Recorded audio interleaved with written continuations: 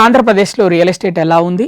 కొత్త ప్రభుత్వం వచ్చింది కాబట్టి అక్కడ సో ఆంధ్రాని ఇప్పుడు స్లోలీ క్యాచ్ చేసుకుంటున్నారు. ఇప్పుడు రీసెంట్ గా Google is investing 50,000 crores in Vizag. ఒక ఏఐ బేస్ చేసేసి they are going to bring total ఒక సిటీనే క్రియేట్ చేస్తున్నారు అక్కడ. సో ఇలాంటి ఇన్వెస్ట్మెంట్స్ ఇంకొక 4-5 రావాలి ఏపీలో, వస్తే కానీ అక్కడ ఎంప్లాయ్మెంట్ క్రియేట్ అవ్వదు.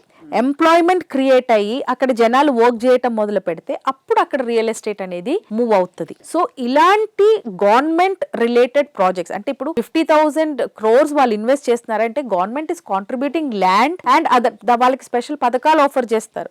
ట్యాక్స్ బెనిఫిట్స్ ఉండొచ్చు, many things like that. So అవన్నీ ఉంటేనే people will come and invest.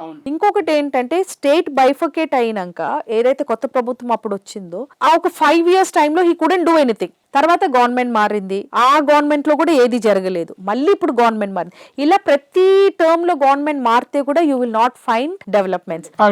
మంచి రియల్ ఎస్టేట్ డెవలప్ కాదు, ఎందుకంటే ఒక్క గవర్నమెంట్ ఐడియాస్ నెక్స్ట్ గవర్నమెంట్ తీసుకోదు, వాళ్ళకి వేరే కొత్త ఐడియాస్ ఉంటుంది. ఇప్పుడు for example pharma city became 4th city. So ఈ యొక్క variations and differences in ideas కూడా ఆ ఏరియాని డెవలప్ కానియదు. పొలిటికల్ గా కూడా కొంచెం చాలా ఉంటుందండి పొలిటికల్ ఇంపాక్ట్. సో ఒక ప్లేస్ డెవలప్ అవ్వాలి అంటే మినిమం ఒక 10 years స్పాన్ ఆఫ్ టైం అయితే ఉండాలి.